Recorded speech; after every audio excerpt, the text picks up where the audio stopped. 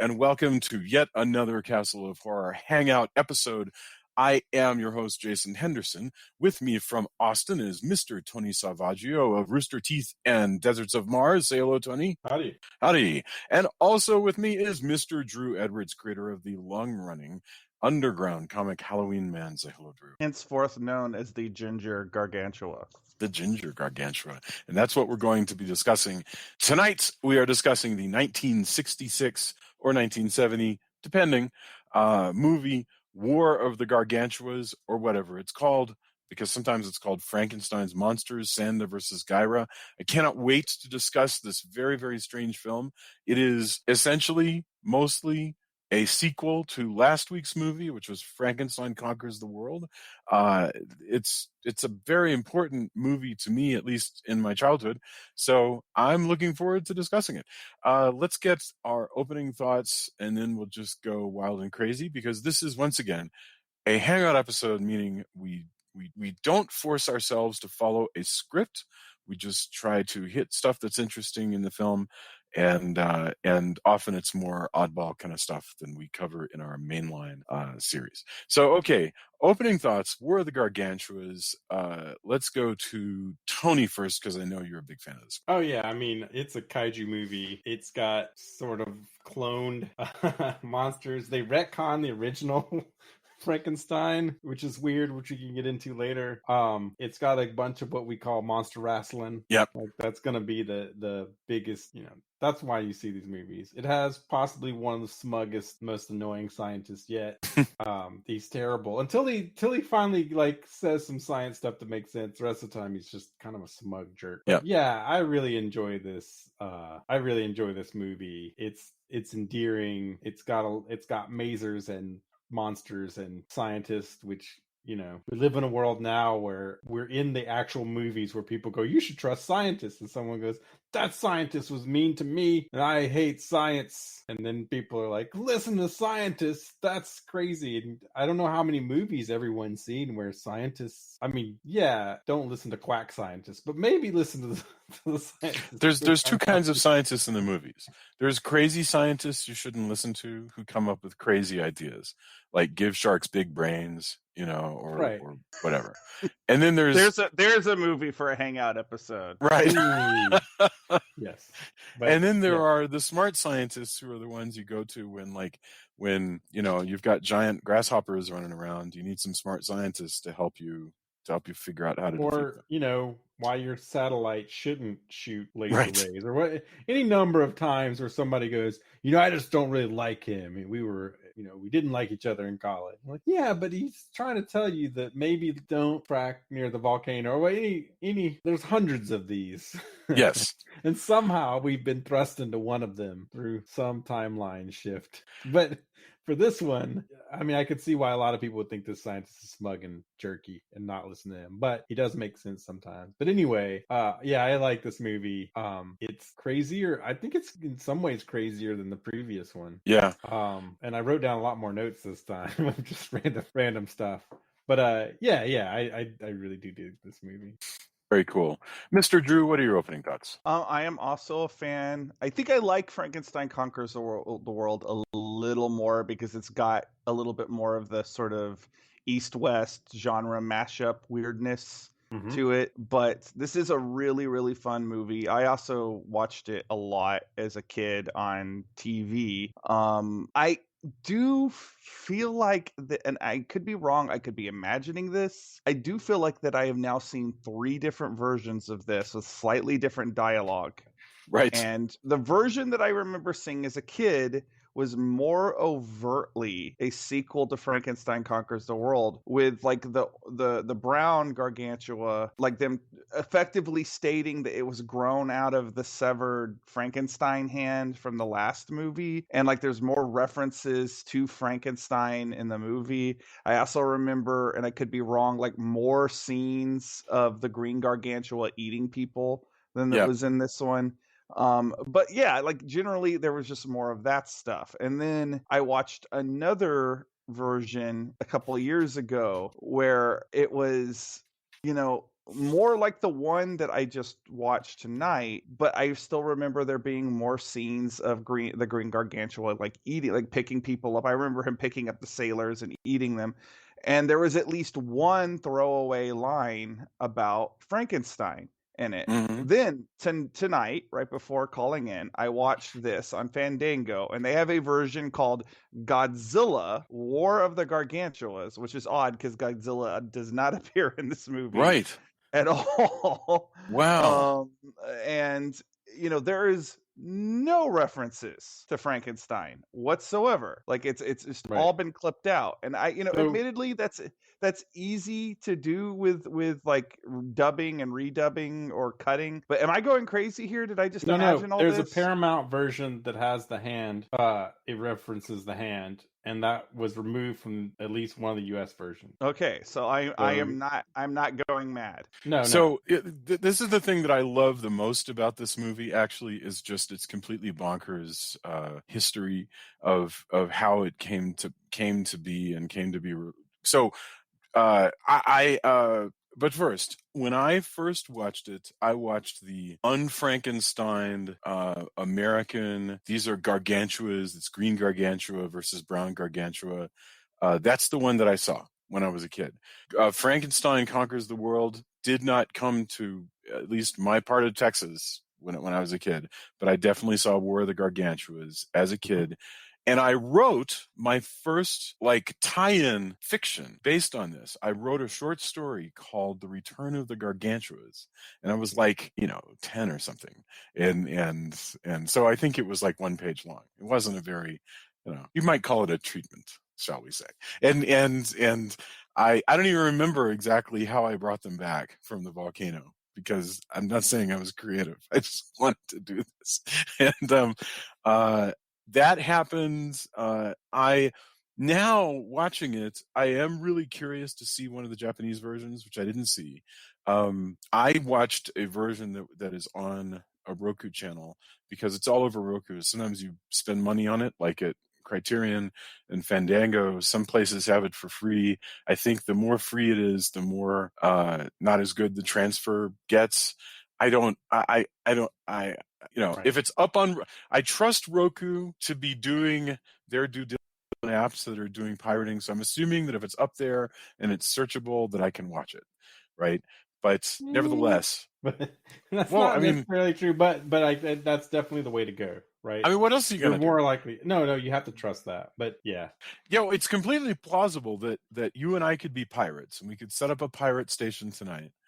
And we could maybe, get Roku to include us in their search API, right? And then like a couple of weeks later, somebody comes along and complains and says, "Hey, Jason and Tony are running a lot of pirate stuff," and then they take us down. So that's a possibility. It's also the way, like, as much as I love Amazon's stuff, things have been leaked on there because of the way they run things. Right. And I've even seen one that was basically a YouTube transfer when I rented it and wrote and said, "Hey, I don't think that I should have been able to rent this." Right. Because it was just, it was really like, it was centered in the screen, all kinds of stuff. But yes, you're totally right that you're way less likely to get a pirated version of a thing if it's on the Roku. Yeah, but because I watched it on Criterion Channel. Right. I mean, you're getting something that is properly vetted if you're paying money for it, or at least that's what we tell ourselves. But you're exactly right that Amazon Amazon will always give you a refund if you complain to Amazon and say, "Listen, this is not good." But it has screwed over. As much as I love that, sometimes I'll get a kung fu movie that's very obviously a VHS from Germany, yeah, complete with German titles on that.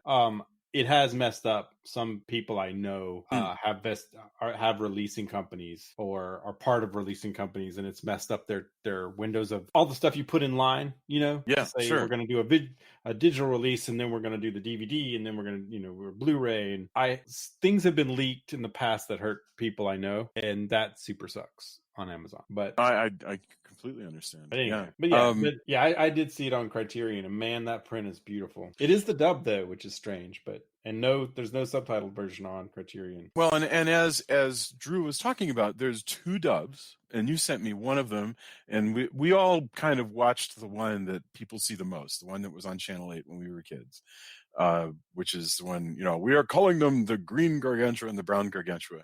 But there's the European dub, English dub, where Russ Tamlin's voice is a different actor, and they call them the Frankensteins. I'm given to understand. So how would I have come across the version? Are you sure you did? Maybe you read about it. The one when I was a kid, the one that I remember from when I was a kid, and entirely possible I'm remembering things wrong. But the one I remember from when I was a kid was the one that kept mentioning Frankenstein, and that's what made me intrigued about Frankenstein Conquers the World, which I didn't get to see until I was a teenager. Well, the weird thing is, isn't this the funnest history? From what I've seen though, is sometimes you'll get a copy that's circulated that ends up, we're growing up on some random UHF channel, and you'll get exactly that, and it definitely plays into the kind of conspiracy theories. Like, do you remember this? Or the Mandela effect of it. But in reality, sometimes there'll be a version that they find where they're like, oh yeah, this wasn't as authorized or didn't have the same cuts. And you'll get these random UHF channels that had that. It's weird. And the totally other thing plausible. is that it's so complicated how tied in this is with Frankenstein. That's what blows my mind, because already when you take it out, it becomes a drastically more confusing movie. Right. But if you leave it in, let's stick with leaving it in for just a moment. They did Frankenstein Conquers the World, and so now this is a sequel to that movie, made just like 2 years after that movie came out. Like 6 years in the United States, but 2 years after the original. And they said this movie is in continuity, yes, with the first film. And yet they retcon all kinds of stuff. Because instead of... He's like a monkey. Right. Instead of, like, there's a Frankenstein dude in a cave that Nick Adams and his doctor girlfriend go and find in the cave. Instead... somehow there's now that Frankenstein is part of a race of Frankensteins, and he looks like a little furry monkey that they kind of inherited. And they teach him how to drink and stuff. Yeah.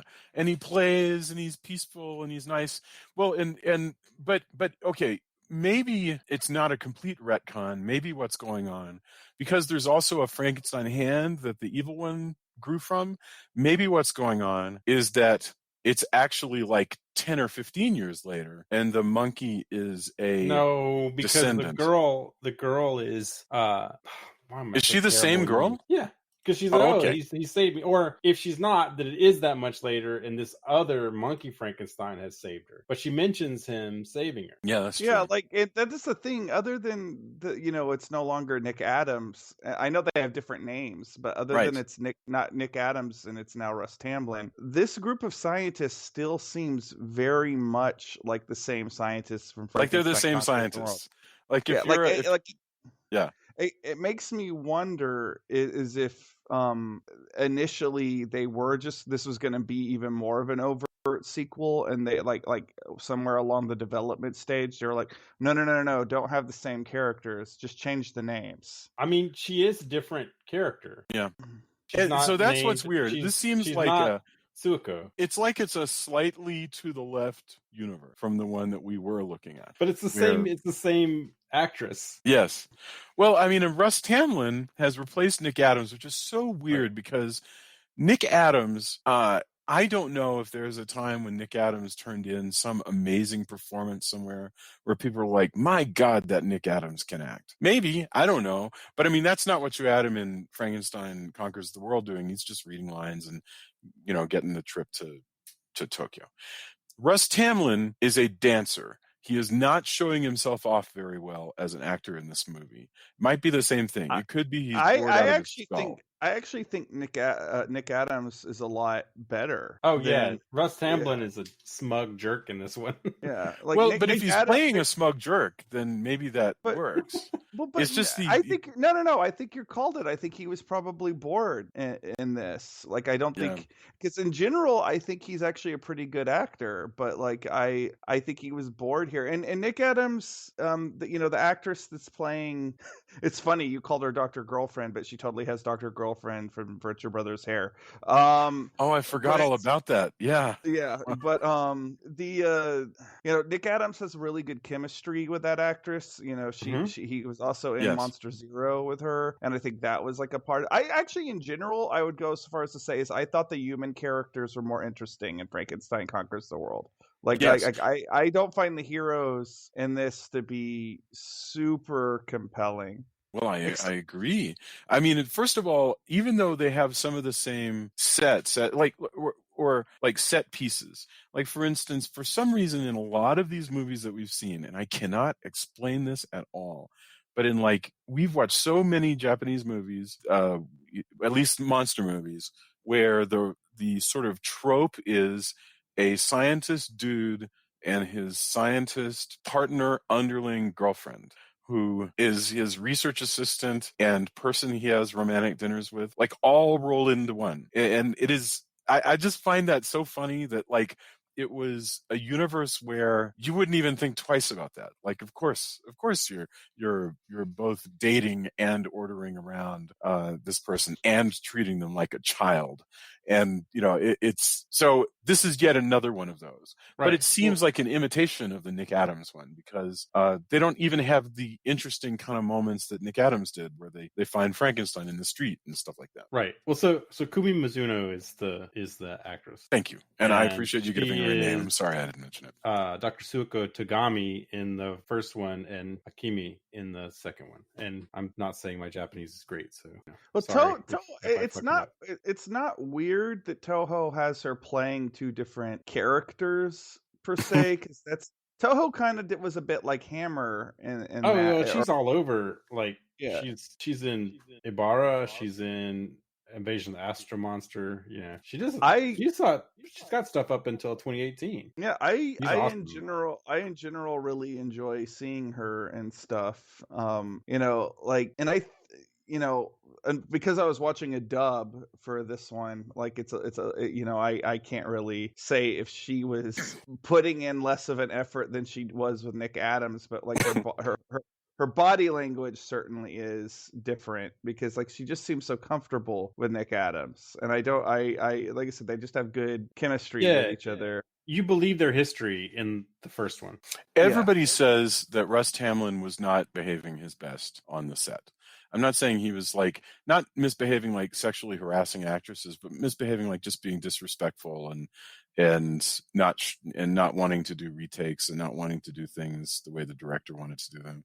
So Russ Tamblyn, I guess, was having a hard month, and or he's just an ass. He could be. He may be. Like I love how you're instant. Like maybe he was having a hard month. You know what? Given I go to Fantastic Fest. I have friends who are actors, but a lot of actors, especially like a guy going to Japan, there's if he's acting up, there's a pretty good chance he's just being an asshole. Like I don't like this idea where we're like maybe he's having a. You bring to the set what you bring to the set. Yeah, it's okay, that whole method that's fair. acting thing. Oh, well, he's a villain, so he's got to do villain. No, you don't. You don't have to be a dick. Just don't be a dick. I'm with this you. idea that we're like, oh, he's a sensitive artist. We have to. No, some people are just assholes. So that's true. Apparently, what I'm reading right now is apparently the Japanese producers did want Nick Adams, and the American producers pushed Russ Tamblyn. So there you go. But then Saperstein wound up regretting that because he's the one who said that guy was a handful. Yes. Well, so even the quote that you're reading is nicer than mine, because this one says Tamblyn was a royal pain in the ass. And I legitimately like him most of the time. I really like him in The Haunting. I think he's great absolutely. in that. Absolutely. But this is definitely not his finest out. Well, You know, I'm always thinking about Mickey Rourke. How Mickey Rourke had his apology tour a couple of years ago, where when Mickey Rourke had his like 8th comeback with Sin City, I think it was, and he had to make this tour where it was a mea culpa tour where it was like, okay, I just want to tell everybody I'm sorry, I was a jerk, I'm sorry. And Russ Tamlin's been around for so long, it's entirely possible that he's whipped around with awareness of being I mean, a jerk people can several times. change, and Who that's knows? fine. No, I literally have no idea. I just think like No, you're not wrong. everybody's dealing with something. There's just be kind. That's it. It seems like an easy equation, and yet people don't seem to do that. You know, hurt people hurt people. This is the thing. I mean, people are always acting out their pain, and Sure. you know and you know, I, speaking as just a normal human, I can even spot my own pain pulling me towards acting out and being a jerk and whatever, like it's an event horizon, like you can see, like you're doing defensive driving, and you can see, like, if I continue down that conversation, it's going to dredge up all this crap, and I'm going to wind up yelling at this person. You know, but there are people who are in so much pain or they're just so terrible at that defensive driving that they just live their life going over that horizon one after the other, and just constantly headed for the falls. Yeah. But anyway, amazing dancer though, movie. Russ Tamlin. I mean, he really is. I would rather talk about the gigantic monsters. Yes. Okay. So really quickly, we don't have to talk about it the rest of the way, but they were Frankensteins. So like there was that version where it's They're absolutely clear Frankensteins, because he in the Japanese one especially, they spell it out. He's part of the Frankenstein task force. Oh, really? Oh, like interesting. all the scientists are there, and like that's a group of people who do Frankenstein. Right, because in this universe, go ahead, Drew. The name Frankenstein Task Force. Or science group, or I forgot how they refer. It's something like that. But there is a group whose job it is Frankenstein studies. Which is amazing. Well, I mean, if you had a real world where Nazis sent the Frankenstein heart to, Hiroshima, and then it became, a 300-foot tall monster, and when its cells got scattered around, it made other little monsters. I can envision a task force, and they call it a race. They call them Frankensteins. And now that we have the one where they said get rid of Frankenstein because that will confuse Americans. So they're called Gargantuas, which is just as confusing because it's a word that nobody's ever heard. And it doesn't mean any damn thing. Everybody talks about it like they're saying, like they're marmosets or something. Like it's a thing that you could look up in the dictionary. I mastered in gargantuan studies at university. Known throughout the world for my knowledge of gargantuas. Son, I've forgotten more about gargantuas than you'll ever know. Do not look this up on Pornhub. War of the Gargantuas is a totally different thing there. Not that I would know. Wait, what? No, I'm just joking with you. No, I'm just saying. If you looked up the porn version, you would not want to look up War of the Gargantuas. I don't want to know. Somebody posted something. Wouldn't that be? I have no idea if that's real. Wait for it. Horror of the Gargantuas. Oh, that would be the better title. But I'm saying if you saw something called War of the Gargantuas, it would be a different thing than this one. Anyway, what I like too is you start the movie, and the movie starts with, so that octopus scene, here's that, but now it makes sense because it's in the ocean. Octopus makes us. I think that octopus must have had a really good agent, because they're like, Toho's making another Frankenstein movie. It's the part I was born to play, baby. Right, but he had a good enough, because of his success in the first one. He's talking to his agent like, so I'm an octopus. Am I going to be in the freaking forest again? His agent's like, no. You're much bigger now. We're going to put you in the ocean where you belong. Like, you don't even have to worry. They know. I mean, we can hold out for extra money if you want, but you're going to be in the ocean. We've demanded that attactopus, and he's like, "You're envisioning this attactopus as in like a terry cloth robe on some Sure. on some Adirondack chair with I mean, it makes as much sense as with what's sunglasses. in the first one where he's hey, I'm just stumbling through the forest. I heard there was gargantuas around. You guys want to? Oh, look, I gotta go out to fight. Oh my I mean, goodness. it makes as equally amount of sense. But yes. So Green Gargantua is the one that we see for the longest time. Mhm. And he is a jerkwad of a big gargantua. Maybe Which, that's his again, pain. is a He's thing on this lashing out. planet. Sometimes the trauma of growing from a hand in the ocean causes you to lash out. I guess. Because Yes. Jason, he's only known the darkness of the sea. And that's what's in his heart. Yes. Hurt Also, I gargantuas, was hurt writing, I gargantuas. wrote down a bunch of notes. So, he also, Green Gargantua hates the sunlight. Yes. But what nobody thinks about is, what if he doesn't like the sunlight? What if he's just really self-conscious when he's out on land? And he's just I look terrible today. Look at my torso.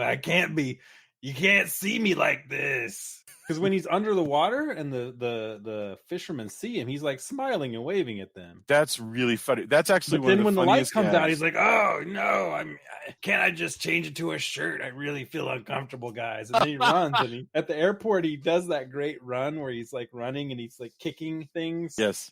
everywhere, and he jumps into the ocean. I want them to make like one of those feel good commercials.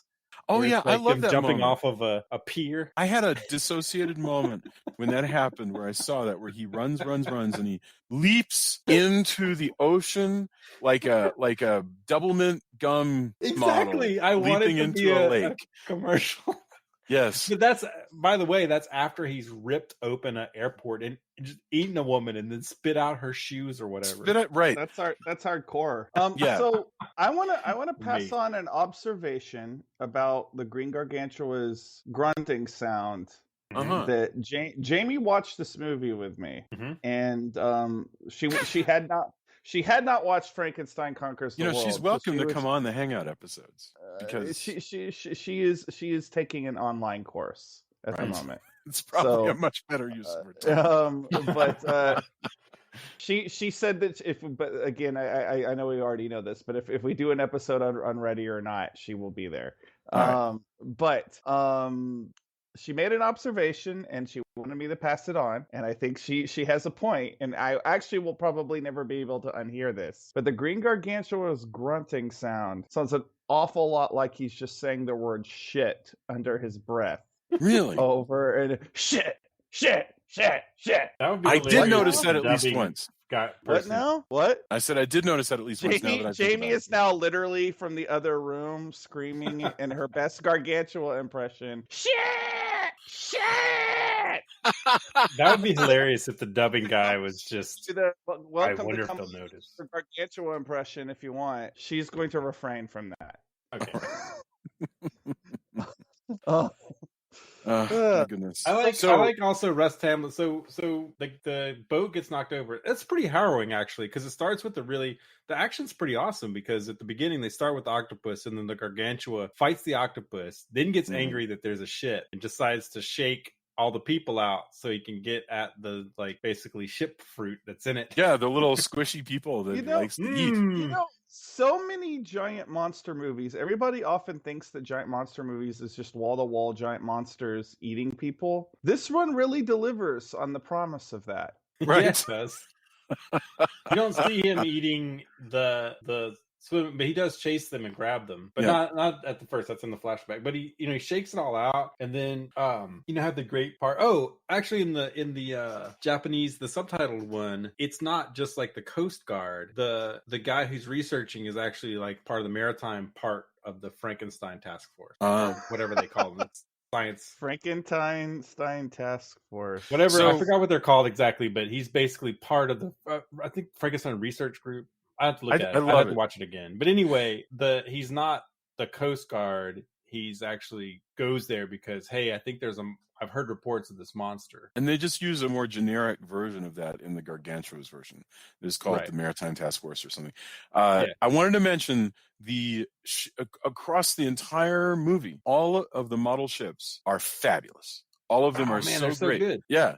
Because these monsters have lots of, whoever wrote this one, just they had it in in their craw that this one we're going to have monsters pick up ships and shake them and throw them and try to sink them, and it just seems it's action that you don't see very much. I mean, think of all those Godzilla movies. It's very rare that Godzilla would pick up a ship and just shake it. I love the part where they show the fishermen. Yes. And they look down and there's a Gargantua under the water going, "Hey guys." Yeah.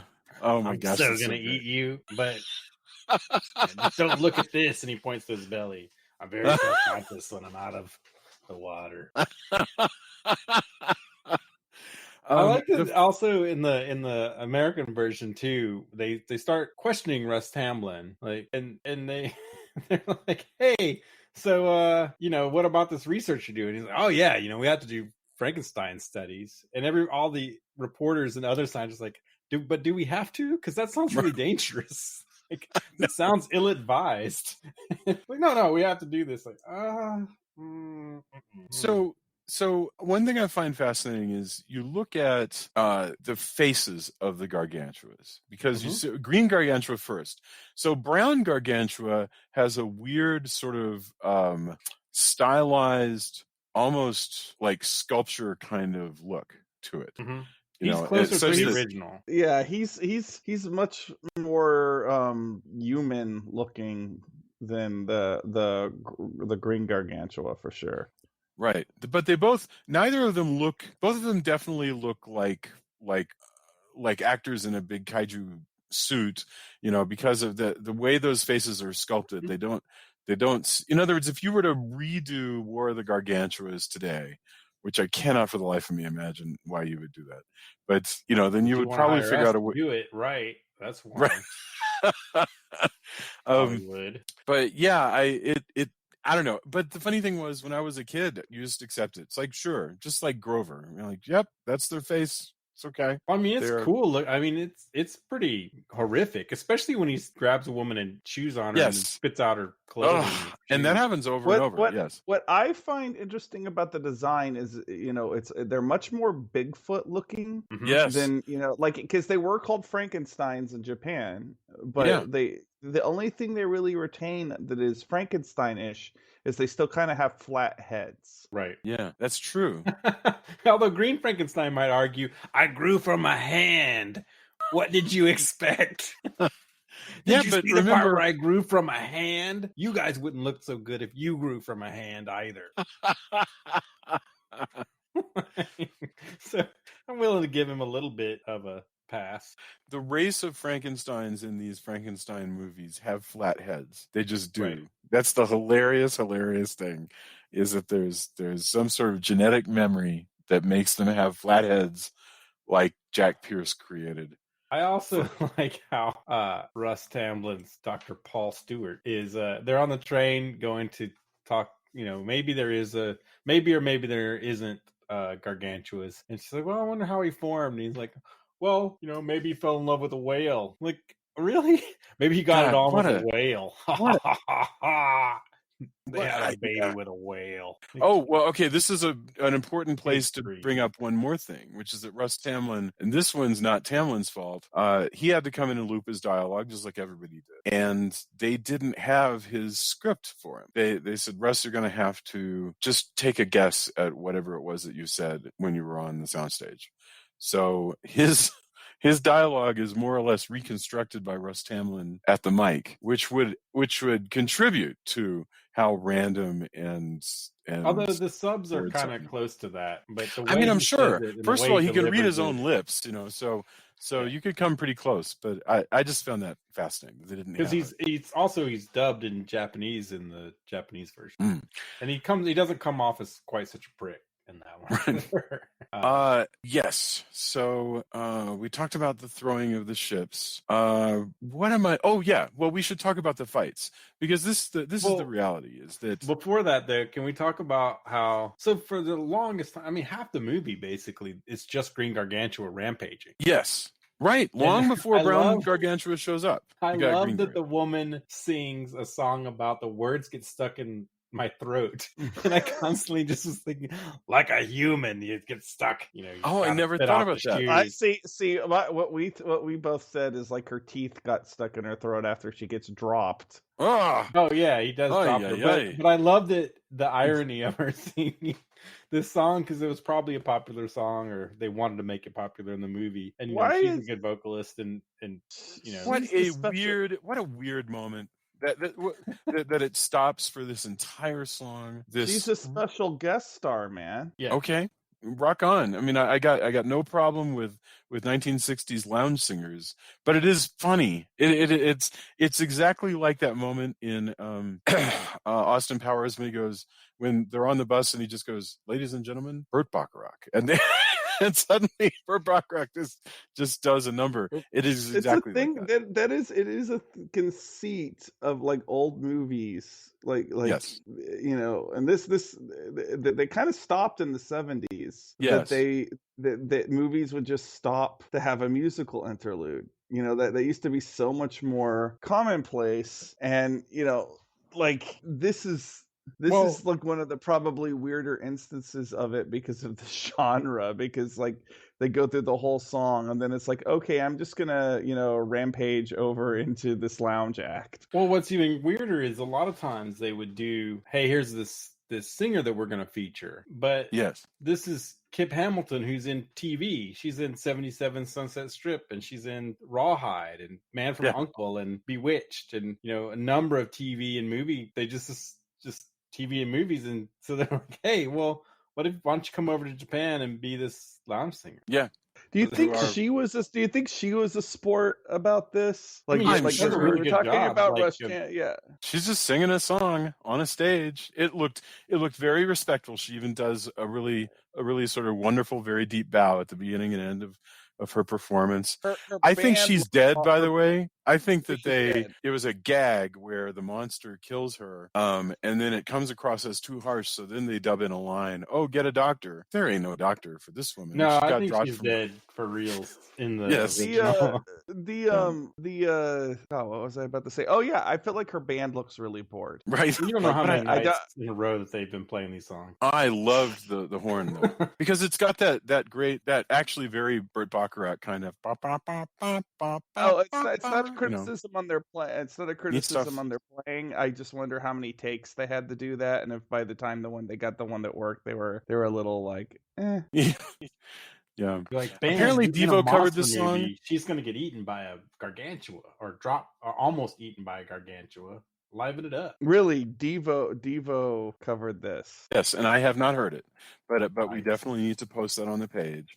I should also mention that the other thing this reminds me of is this. Do you remember the song at the beginning of Mushroom People, where they're all just hanging out on the boat, and the girl sings the song, and or the Save the Earth song in the middle of a Smog Monster. Yes, Smog Monster. Oh my gosh, yes, yeah.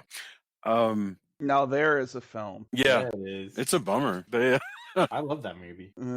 I'm totally thinking I'm gonna watch Godzilla versus the Smog Monster tomorrow. Actually, oh man, I like also how when they finally are gonna attack. So before we even see the brown gargantua, they finally go, hey, we need to get masers and lasers together and take this thing out. Now that we've proven there's an actual Frankenstein, we don't know why he's attacking people. Kumi Mizuno's character says, hey, I don't know why he's attacking people. I don't think this is even the same gargantua. Right. She's like, this is out of character for a gargantua. Right. And so they start attacking him, shooting masers and everything, and they light fires. And it just reminded me, like, he just needed a line. Somebody needs to dub in the fire bad. Right. He's afraid of fire. He's afraid of light. So they turn on all the, try to drive him out. They turn on lights different places, and they're going to take him out with masers and lasers and electricity. And then before they can finish it off, his brother comes in. Yes. And there's some lines later on about, I don't think he's really brother. I think they're grown or whatever. But that line is misleading because it's they're in all the 12 Japanese intents one and where they purposes. go, hey, I'm pretty sure that he's grown from a piece of the other one. Oh, well, okay. Now let me ask you this: forgive me for this stupid question, but aren't both of these the sons of Frankenstein who conquered the world? No. Or is one of them the actual original Frankenstein who conquered the world? I think the brown one's supposed to be. Now, somebody could go, oh no, well, they say it in this part. But when Paul Stewart, Japanese dub Paul Stewart is talking, says, I don't think that they're really brothers. They're more. So it's more like he's a father. Well, that makes sense. Well, not even like a father. He explains, like, basically, he's getting around to, it was grown from a piece of the, like, these are like starfish, basically. Yeah, I get that. And because they continue with, hey, we shouldn't shoot a bunch of we shouldn't shoot him up with missiles and right. Tanks shouldn't fire at him because then you're just going to spread gargantua matter everywhere and it's all going to grow into hundreds of gargantua. But the way the characters relate, so totally true, but the way they relate to one another is as family. So that Sanda is like, hey, I've been taking care, there's all this pantomime going on. Like, listen, I dragged you out of there, but no, don't come at me. I mean, he waves his hands like, no, and there's all of this, like, I can't believe here I am rescuing you. Up until the point where he realizes that Green Gargantua is Lenny. Yeah, right, exactly. And then he's like, I'm going to whack you with this tree. That's when they I rescued him, but I just want to say I was looking at some of the alternate titles of this movie, and so there's the Frankenstein brothers, the two Frankensteins, Frankenstein versus Frankenstein, and here's my personal favorite, Frankenstein's Decisive Battle. Ooh, I would watch something maybe different. I don't know if I want that to be this movie, but that is a really good title. Frankenstein's Decisive Battle sounds like a Kafka novel. Like, you've imagined, like, Frankenstein monster just keeps going down through the ages, and here you'd have a picture of him like with a Luger, and there's always been a Frankenstein taking on the Nazis. Every war. Always a Frankenstein. There will be a Frankenstein long after we're gone. I also like when they go like, well, maybe we can, we know we probably can't kill them because they regenerate. And they say, well, maybe we can give them to Siberia. Was it Siberia? Or Canada. And maybe they would want them. I'm like, what would Canada? Why would Canada want a gun? They wistfully go, maybe they would even like a gargantua. No. No one want. Oh, yeah. What a nutty idea. We'll sure take that gargantua off your hands. We in Canada have a love of gargantuas. Was Paul Bunyan supposed to be American, or is he Canadian? Paul Bunyan is American. I think. Well, maybe Canadians want their own Paul Bunyan, and they think that in the form of a brown rampaging, like, they dress him up like Hungry Jack and just like give him an axe and say, "You're a Canadian Paul Bunyan, my German, Japanese, hairy friend." That doesn't really work if Paul Bunyan starts eating people, Jason. Now, granted, plus he has an axe. that's not nobody. You're talking about. Imagine, way to go, Jason. What if you sound like the marketing guy in the, like, any King Kong or any. Like, so what you're saying is Jason is Carl Denham. Yes. Why don't what'd be great if he was the poster child for maple syrup, but he can't get out the maple syrup unless we give him an axe. Let's give this giant gargantua an axe. Put him on a hat. There we go. Like, no, don't. That's a terrible idea. Even King Kong, they weren't like, well, what King Kong needs is a couple of giant machetes. No one. They were smart enough not to, like, a hammer. What if King Kong had a hammer? Like a gigantic sledgehammer. Nobody thought that was a good idea because that would be terrible. But I just love the fact that this science, like, maybe Canada needs one. Nobody from Canada is in that audience, and anybody who saw that press release was like, let us be sure Canada does not need a gargantua. Please tell the consulate not. This is their new Lend-Lease program, is they're going to be sending giant monsters to one another. so fun. Louise. I mean, they like Wendigo or something, but I don't know. Okay, I'm going to say a negative thing. I feel like there is too much monster wrestling. I feel like it goes on. Come on, man. That's why you paid the ticket. I guess you're right.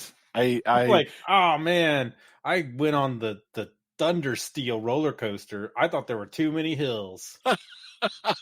Why did you could have gone on any other roller coaster. You could have watched Remains of the Day. True.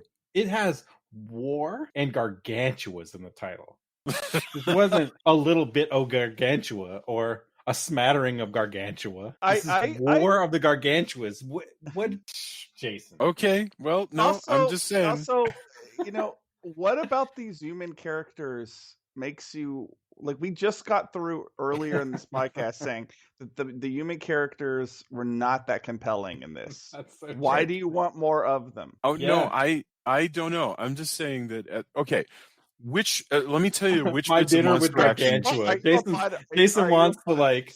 Are you left over from the invasion of the body snatchers? Yeah, I can't believe Jason's like, well, if they only had talked it out over a meal, Right. You wanted to paid that. You wanted that scene from It where they're all at the Chinese food, only they're discussing what they're gonna do about Gargantuas. Again, that's my favorite scene from that from It. Honestly, I loved that whole segment where it takes forever. They're singing.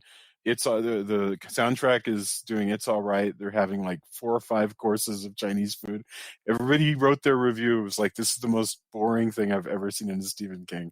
And I'm like, give me another 10 minutes of the Chinese food. I like that Drew and I so we go to Hollywood and we pitch this decisive battle of Frankenstein. It's a Frankenstein throughout the ages. And Jason hands in the script. He's like, dude, I got it. I took over the script. I got this new revision. And it's fucking Waiting for Gargantua. And in fact, it's got Waiting for Gargantua, and it's just kind of half-assedly like taped out, like with a little bit of white out. And it says this Frankenstein's.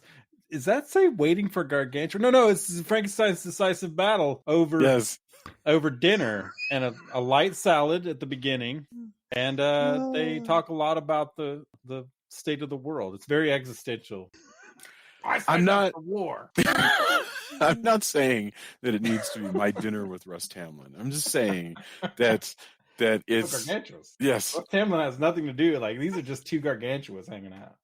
Yeah, what is your defense? I would really like to know.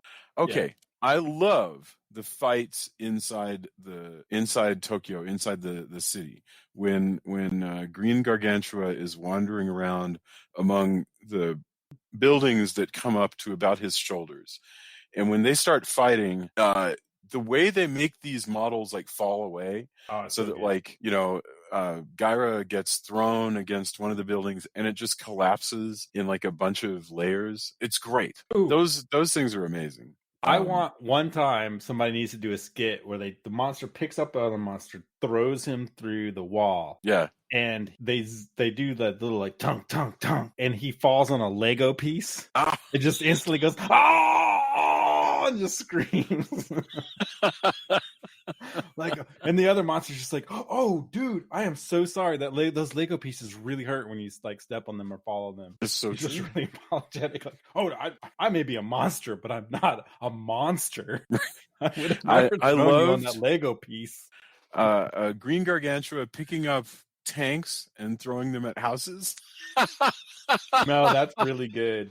Also, I wonder, like, I bet knowing all of these, we talked about the Defense Force and watching them shoot the lasers, and sometimes they hit them all over. There's probably like one guy in the Defense Force who's always shooting the masers at like their butts and their crotch. Yes. And the rest of the maser team are like, dude, why does Bill always aim for the like monster bits? Like, it's all butts and crotches. Like, I mean, he's firing a maser, but it's a little too coincidental. I'm really uncomfortable. I don't like being in. I'm uncomfortable. I'm uncomfortable with Bill's obsessions. Yes, like he's always like 20 degrees to the left. I'm like, dude, you're hitting him in the chest. He's like, no, I know. And he's like, and it's weird because he's got a sixth sense about it. Like, they're all moving around, and it's always crotches and butts. I don't like Bill. I don't like going over to his house. It's weird because he asked me for Thanksgiving, but I just wonder, like, he shows you his art collection. You don't even want to be there for that. That's exactly. Yeah. I don't like masering with him. Everybody kind of agrees later on. No, I get you, but if you didn't have all the monster wrestling, you wouldn't have it lead to the part where they're throwing ships at each other. Yeah, you're right. I guess you're right. So yeah, I mean, it's an embarrassment of riches. If you were to have a big graph, I'd say this is one of the Japanese monster movies where it is more wall to wall fighting than They're going the war, Jason. Going the war. War Yes. is Now, it did make me realize, because one of the things that I almost quit my job and just tried to pursue this. Like, Yeah. seriously, I wanted to form a company where you build balsa wood cities, and I had a friend who could laser cut them and stuff like that. And you build a bunch of them, and you go to a party on the weekend, and people dress up like you bring a monster party to people's houses, and they dress up, and you can wrestle and destroy a city. That's a fabulous idea. Well, you can't do it now, so Why can't you do it now? because the pandemic Oh, that right. keeps us from hugging each other and throwing each other around at close Yeah, but that company. won't be forever. There will be a day when people are back going to parties Well, and the what I juggalos was feel thinking confident of- once again. And Right. and- I get you. But what I'm thinking of is I am glad I didn't quit my job yeah. because this particular, and I don't mean to make light of the actual, we all exist in our, I never in a mind million is, years like- thought that you were making light of. but in general, quitting, if I wrote that, it would be a sad sack character who would quit their job to make this monster wrestling company, and then Yeah. a pandemic hits and you can't you can't do that job. But I really did, there was a time when I was pursuing how do I get a small business loan? How can I make suits? How can I make could do that. a monster I mean, party you could do that after all this is over with. Don't give up on that idea, because Well, now that I'm throwing it out there, somebody's probably who's more well funded than me is probably gonna. Oh, you'd be surprised. People don't necessarily pick up on ideas. They can. So definitely. Anyway, but when I was watching them throw each other around, I was like, oh man, I wish I had done that, and then I'm glad I didn't. I couldn't do that job right now, and I'm glad I still am employed. Guess. Right. We bring the war of Gargantuas to you. It's a wonderful idea. That actually happened in a movie. There was a movie that had exactly that concept. For what it's worth, it was an accident, but it was in The Sure Thing. I'm pretty sure. Well, there's one crazy. They are thinking of One Crazy Summer. Yeah. I'm sorry. But that's also happens in Pee-wee's Big Adventure, doesn't it? Well, there's also the I don't know if you guys watch 30 Rock, but from time to time, Tracy Jordan's quote unquote son has these ideas, and he calls this restaurant Staples. The running joke is that he's trying to get money, and he keeps calling them US Air or whatever. But Staples is actually, he serves these staples, very low key food. Right. But at Staples, Mechagodzilla fight each other at your table, and they turn over. Because it's crazy. It is also one I laughed till I had tears coming out of the sides of my eyes. That's wonderful. I definitely got to check that out. But it was amazing. I forgot. You can look up which episode. But he has a whole shtick. But it's a really upscale looking restaurant, which makes it even funnier. Oh, it's so good. All right, thank you. I will look up Staples and Godzilla and find that on 30 Rock. Yeah. We should probably be turning towards our final thoughts. Anything that we missed? Yeah, go ahead. But they do, the Gargantuas, just to close it up though, the Gargantuas do finally war into the ocean and get bombed. And there's somehow in the bombing, they summon a volcano. Yes. In Tokyo, and they say, there's a volcano in Tokyo Bay, which is not probably a good thing to have there. I couldn't even tell you that might even be true. Well, it's a volcanic island chain, so I got you, but I'm just saying that there are larger ramifications than whether or not the volcano incinerated the Gargantuas. What a weird, world, the universe of Toho monsters. Do you think this version of Japan has a lot of tourism? I was thinking about that during the airport scene, and it's just it's a world where you're expected to just accept that there is a giant green Bigfoot looking Frankenstein fighting a giant octopus, and that's just the rules that you've signed up for, which Right. I'm bored with as somebody who enjoys these kind of movies. But I was like thinking about it, like if this was a real universe that you were a person in, would anybody go to Japan, or Oh is ho it just ho. like Oh ho ho ho ho. Now remember, throughout all of these movies, you have it seems like 80% of the population who's like, yeah, but are they real? Are they Right, really exactly. monsters? Like that They happens Yeah. they're elsewhere. in You get they're in 80% of the denial all the population time. and politicians going, that happens. Look, yeah, Tokyo has monsters, but this is Hokkaido. Hokkaido doesn't have monsters. Come Right. here. This is Actually, Osaka. Like, looking at what's going on in the real world right now, I exactly. withdraw my comment, because we can't even have people accept a virus, Yeah. giant monsters. I mean, there's some crazy science and like dumb science shit that came out today. So yeah, man, all bets are off. Plus, I bet the Japanese tourist board is really freaking good. Like, Yeah. Japan, they're gonna get not out always there. monsters. Yeah, they're gonna the they're gonna Japanese get out there construct- in front of the cameras and they're gonna say, "People talk. You say monster," and that's the end of it. As you can see, it's a beautiful day. The harbor is open, and people are just having a wonderful time. And also, there's the adventure Japanese side of it where there's a side culture of that goes, Japan, what about crazy monsters? Do you want to not be here when there's a monster? So you can play it a lot of different ways. You were talking about the tourist industry or tourist board. I think the Japanese construction industry would be the best construction industry in the entire world, because they were constantly having to rebuild things. So Yeah. there is something to that. And I don't want to be the Westerner talking out of turn, but talking to friends and then also doing a bunch of research. Mhm. There is Japan being a volcanic island. And I've read, I've tried to read up on this and not talk as like, I know Japan, blah, blah, blah. Right. Right.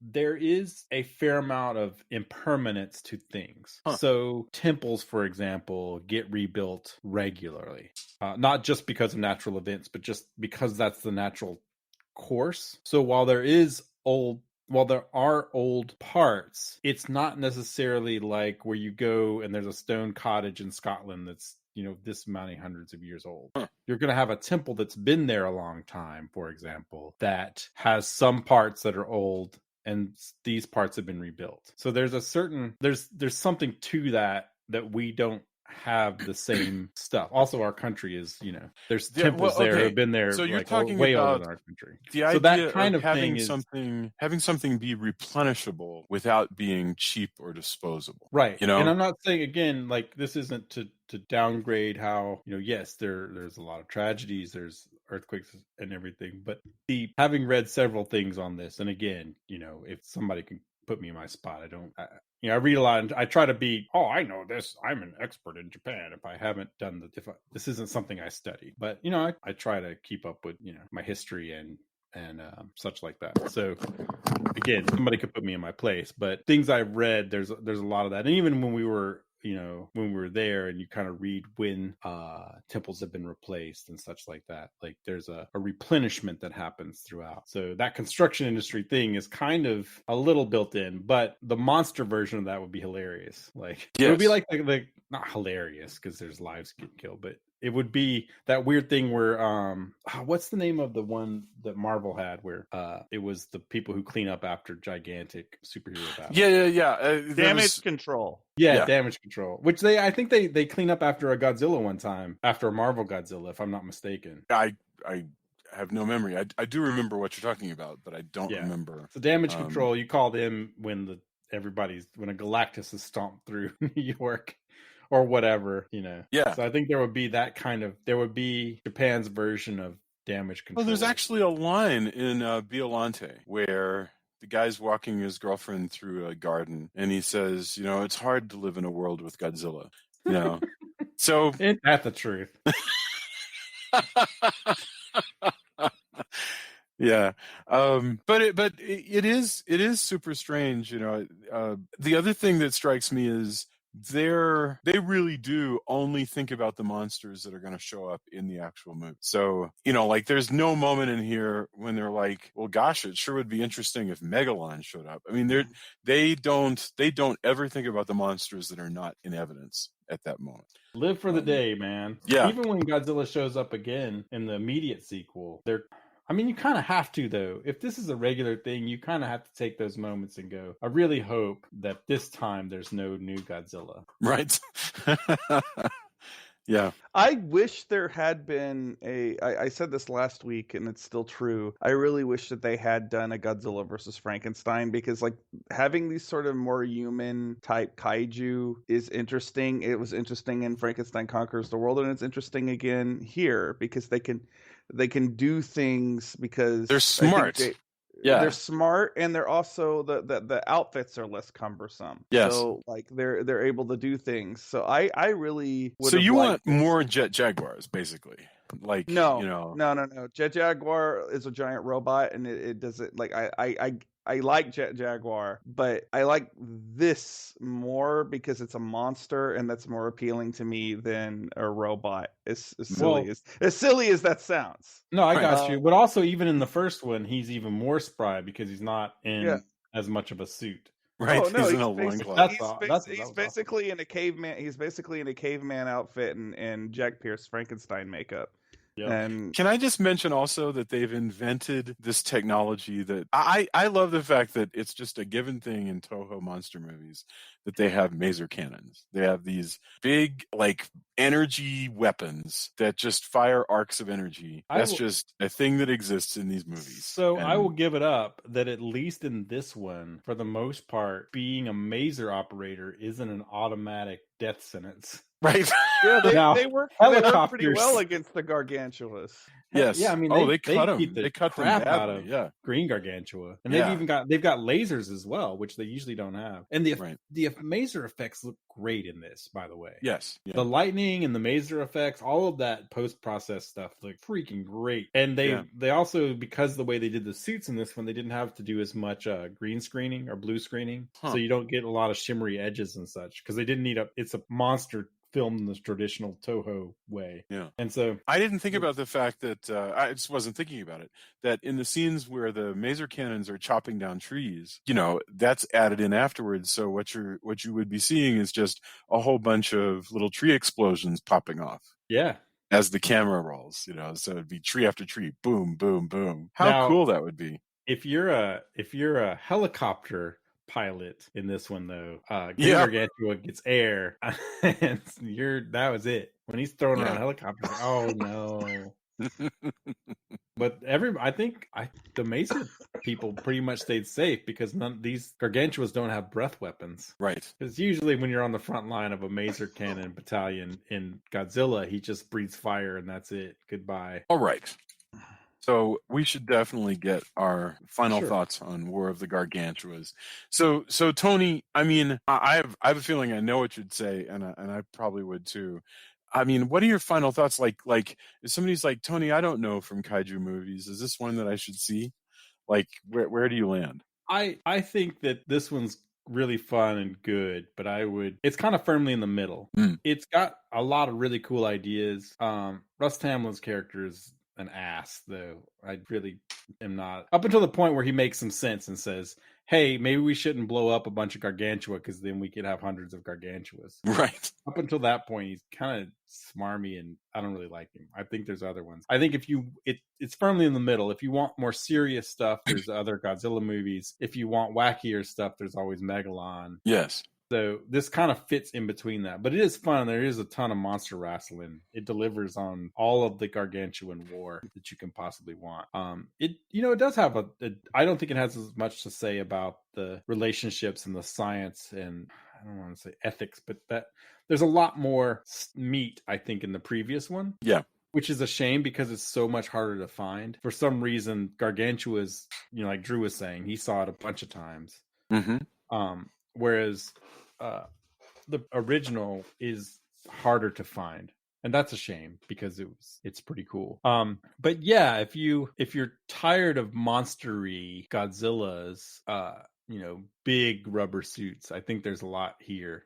and it's pretty fun. Plus, it's got that scene where Gargantua's looking up from underwater, going, "Hey!" Yeah, that's is hilarious. amazing. That, and It is. I still keep coming back to that scene where he's running from the airport, and it should just be I want to add different music and like make it a feel good commercial. He runs and he jumps in the water. But yeah, I think this is a cool. Like Drew said, it's different enough that I think it's worth seeing, especially if you think of kaiju movies only being Gamera or Godzilla. Right. This gives you a kind of side option, which I think is really cool. Different, and also different than Ultraman. It veers more towards that, I guess, but that's still. But it's never goofy. I mean, or rather, it's goofy, but it's not. It's the fact that it will have this musical break and also have this bizarre stuff going on with the monsters, but it's not self-conscious. It's not played for laughs. So it's kind of cool. Yeah, and the score, especially in the Japanese version, is still amazing. So. Yes. Oh yeah. Well, and I can't wait to watch the Japanese one that you sent me.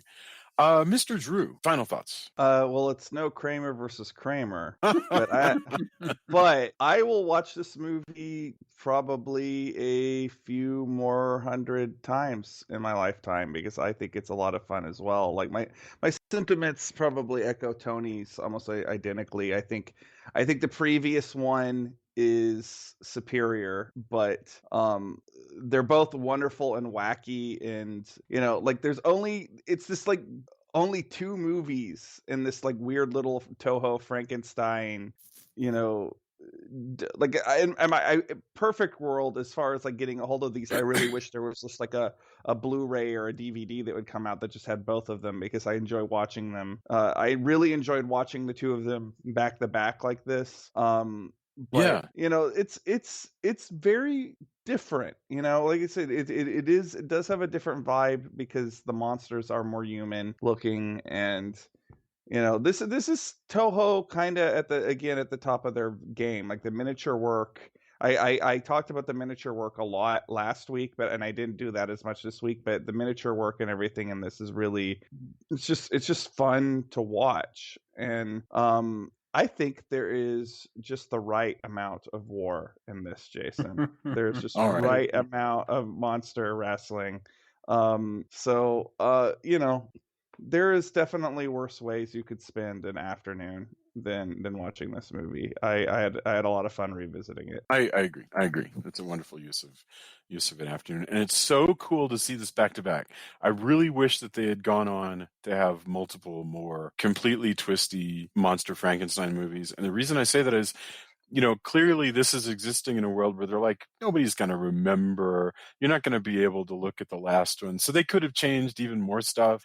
And it would have been cool. Well, what if they had done? I thought about it when the Green Gargantua freaks out because of the sunlight. What if the next one had been Giant Frankenstein versus Giant Dracula? Oh yeah. Oh God, yeah. See, why not? Yeah, the Nazis do something with Dracula and send his heart or whatever it is to Nagasaki, and all of a sudden you've got a big giant kaiju Dracula. We didn't running know around. There was also a Dracula elsewhere. He's just now coming up. That would be amazing. Or an army of brown and green kaiju fighting each other. An army of Gargantuas of one sort fighting an army of army of the Gargantuas is a great title for totally for a imaginary sequel to this. You could write that tonight. Man. Lava Shark Productions got to, whenever productions can call us Hollywood. Well, see, the fans, if you're Hollywood, Tony, I don't know if you've noticed, we publish anthologies now. We could write any of these things and just change the brands. I know. And you could do it tomorrow. Yeah. If I had the energy, which I do not, I could just go, yeah, I'm going to write a Gargantua sequel right now, and I'll call them something else. Like, I really don't know what we would replace Gargantuas with, the Magnificuses or something. But yes. No, I agree. It's hard enough for me to write this new Deserts of Mars album. Yeah, no, I understand completely. And, I've heard a lot of people saying it's hard to concentrate from moment to moment, even if you've been accustomed to working at home. The quarantine is a weird thing, and it makes it hard to just concentrate and stay concentrating. and stay at it. And I find sometimes I'm better at it and sometimes I'm worse, but it's this is not a normal situation. So Right. And I have friends who are doing well and concentrating on music.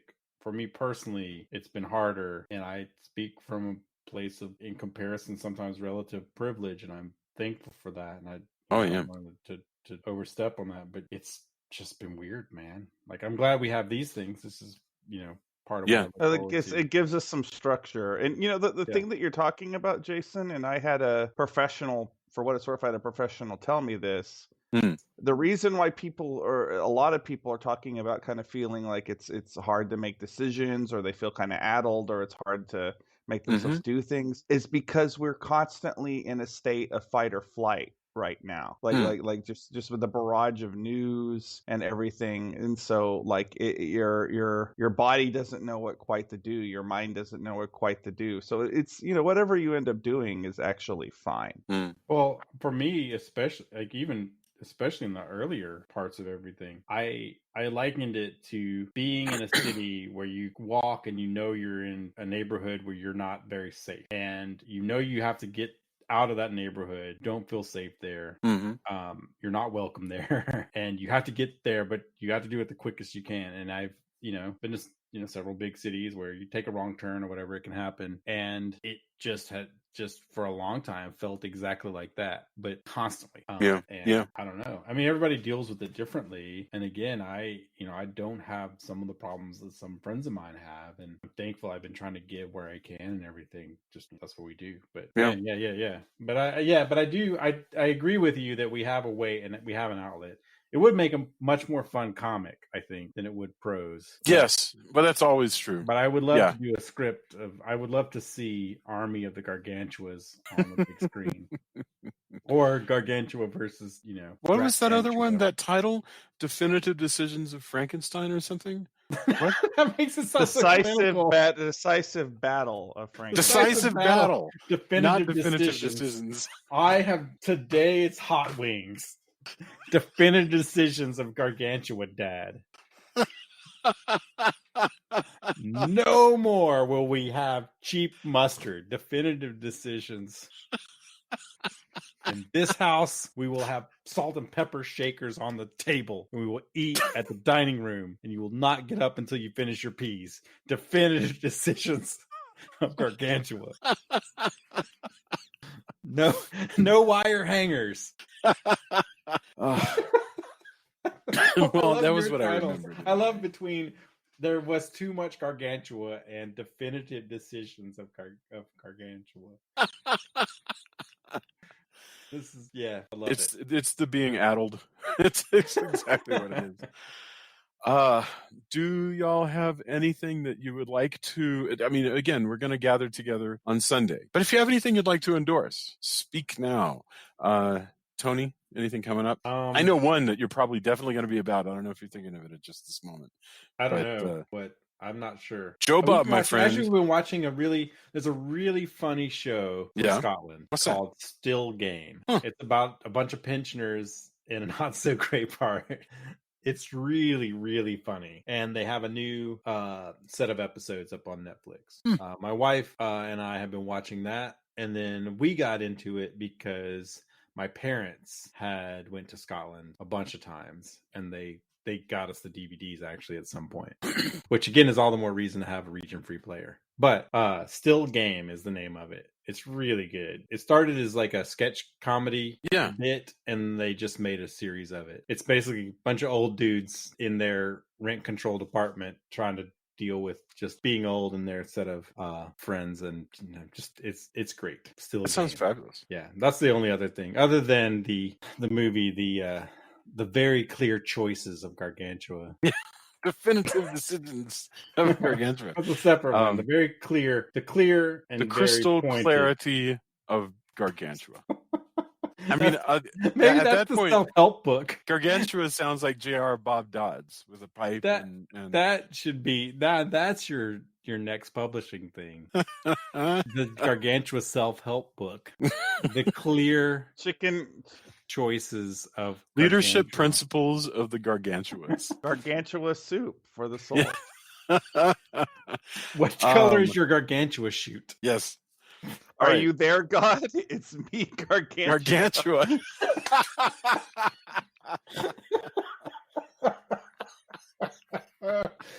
Yes. That- Man, You that's win a the bunch end. of covers that would be really good. You could for like for the something one you awful could or have whatever? the picture of I gotta make this now. The picture of Gargantua jumping into the water, but it's all pink and Yes. bright, like there's bright light. You know this trope in self-help books. Yes. Oh man, there might be a time where I That make sounds these covers. Yeah, you could do that tonight on canva.com. You just get on there and build a cover like that. Nah, but I mean I have Photoshop. It's fine. Oh, there you go. It is part of what I do. But anyway. And that reminds me, I want to show you guys a cover. Drew, what about you? You have anything to endorse? Well, first of all, you for a split second mentioned that there is new Joe Bob coming to Shudder, and that is great and will help us all through quarantine. Hell yeah. Another thing that recently returned that I fell in love with last year, the What We Do in the Shadows TV show. Holy is now shit, up it's to, so good. Yeah. Man, like Did you see the one tonight? I already watched it. Yeah. I just, man, so good. To like I don't want to spoil anything, but there are superb owls in the newest episode. It's Some so very good. superb owls. We were discussing the genius of the Colin character and how Oh man, and that he plays it so well, and but we've it's all such known a that good guy. variation. But it's such a good variation on the vampire. That's another one I'm jealous that they made that and executed it so well. Oh, no one good. will ever be able to touch that. Anybody trying to do like a similar idea, like they've been pre-owned. Like what we do in the shadows owns the idea of the energy vampire forever, as far as I'm Yeah. concerned. So good. I did love the episode last week where their house was haunted, and the fact that vampires don't believe in ghosts. I thought that was like the most charming and What channel? Where do you watch it? FX. I watch it on I watch it on Hulu, but it is on FX. Yeah.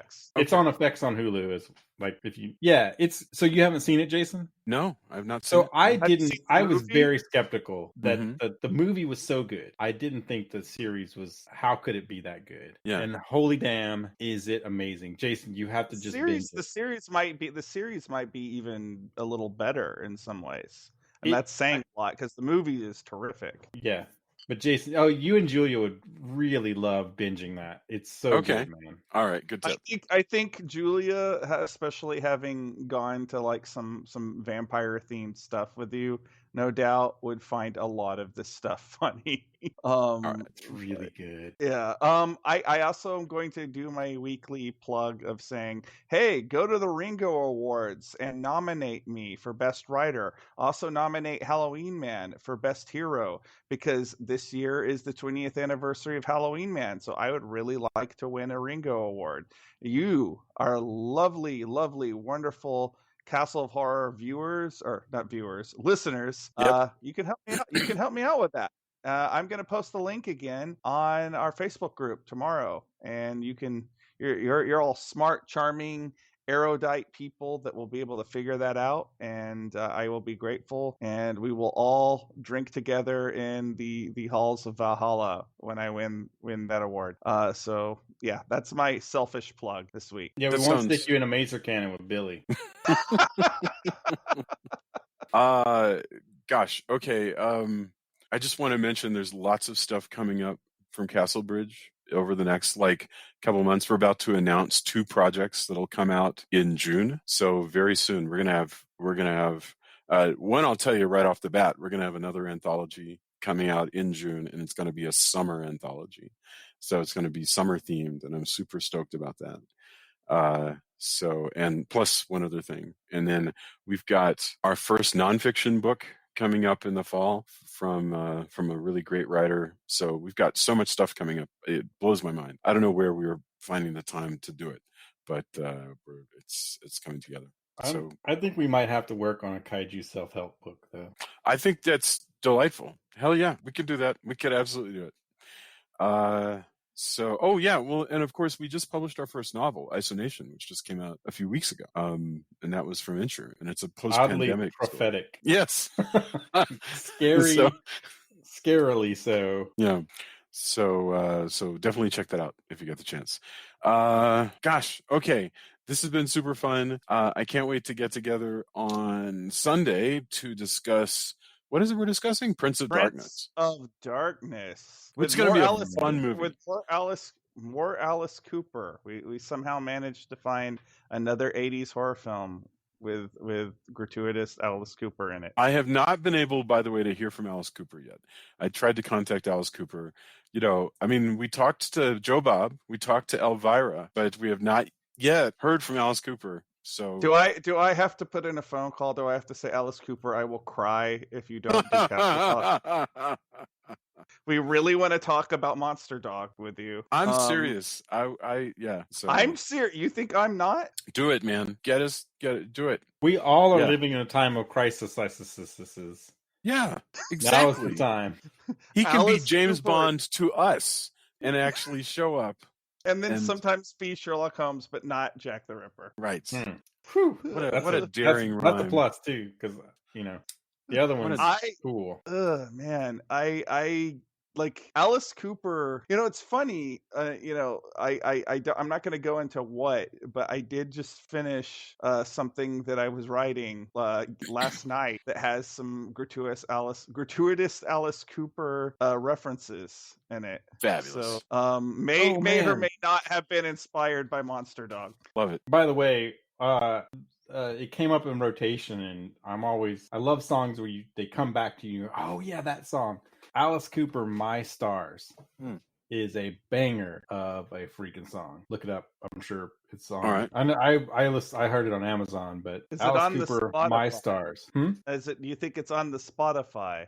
It's got to be, but yeah, look up My Stars. That song rules. I mean, there's a ton of great Alice Cooper songs, but it was one of those that came on and was like, oh yeah, this is where it's at.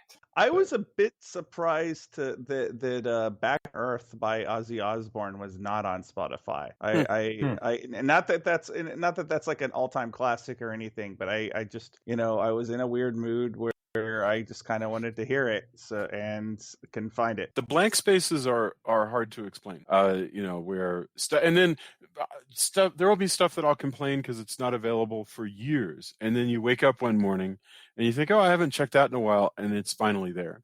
Meaning whoever was arguing with whoever finally worked it out. And so suddenly this entire back catalog is there. I'm still I know waiting we're for going my a little Friday. long, but Drew, you had posted what you were listening to, and one of them was Ballad of Dwight Fry. Have you heard the Melvins version of that? No, I didn't even realize that was a thing. So yeah, the Melvins did a version, and I luckily saw them at Emos, old Emos. They do like half of it on the album, if I'm not mistaken, but they did like all of the verses when I saw them live. It was so good. But yeah, check out the Melvins version of Ballad of Dwight Fry. It's great. It's great live too, man. They destroy it. I will do that either tonight when I get off of this, or I will do it tomorrow morning when I'm inevitably writing. There you go, man. It's really good.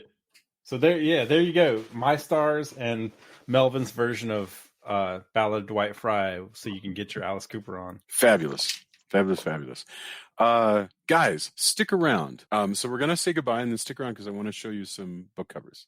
So Anyway, thank you, everybody. Have a wonderful evening, and we will be back in a couple of days. All right. Don't go away.